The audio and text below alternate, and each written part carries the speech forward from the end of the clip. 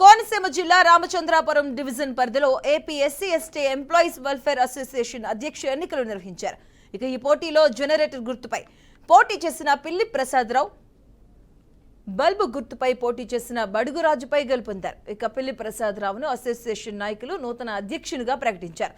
తమకు ఓటు వేసి గెలిపించిన ప్రతి ఒక్కరికి ధన్యవాదాలు తెలియజేశారు.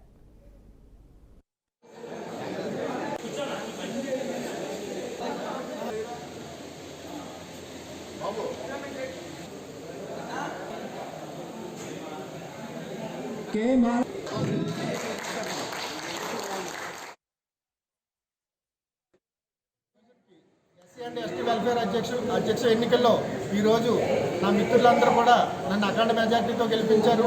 వారందరికీ ముందుగా నా ధన్యవాదాలు.